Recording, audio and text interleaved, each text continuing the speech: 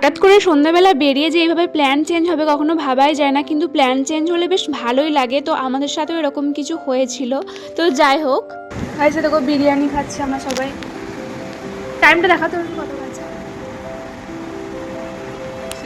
6:50। মানে ভাবা যায় 6:30 মানে 7টার সময় আমরা বিরিয়ানি খাচ্ছি। এতটাই বিরিয়ানি খেতে ভালোবাসি। তাও ফাঁকা কেউ নেই পিছনে, বলার নেই। এটা ফুড কোর্ট। আগেও এসেছি, বিরিয়ানি টেস্ট মানে খুবই ভালো, রিভিউ দিয়ে দিলাম আর কি। যাবি হোক তবে হ্যাঁ, প্ল্যান চেঞ্জ হওয়ার একটা রিজন ছিল যে পকোড়ার খোঁজ করতে এসে বিরিয়ানি খেয়ে চলে যাওয়ার ব্যাপারটা। তো আবার সন্ধ্যে 7টার সময় এটা একটা অন্যরকম ছিল।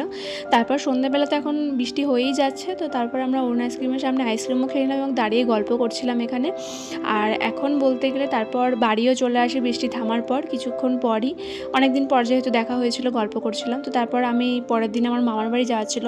তার মামার বাড়ি এসে বিকেলবেলা এসে দেখি এখানেও বৃষ্টি শুরু হয়ে গেছে। তারপর দেখো এখানে কতগুলো আম কুড়িয়ে পেয়েছি, আর এই আমগুলো সবই হচ্ছে কাঁচা মিঠে আম, আর খেতে তো খুবই সুন্দর, খুবই মিষ্টি আম।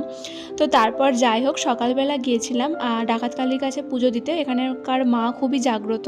তারপর বাড়ি এসে দেখি এখানে দেখো এই ছোট্ট গাছে শুধুমাত্র আমগুলো ঝরেনি, বাকি গাছের আমগুলো সবই ঝরে গেছে, আর এই আমগুলোও খুবই মিষ্টি। তো চলো গাইজ, ভিডিওটা এই অবধি, আবার পরে নেক্সট ভিডিওতে দেখা হবে। তো চলো, টাটা।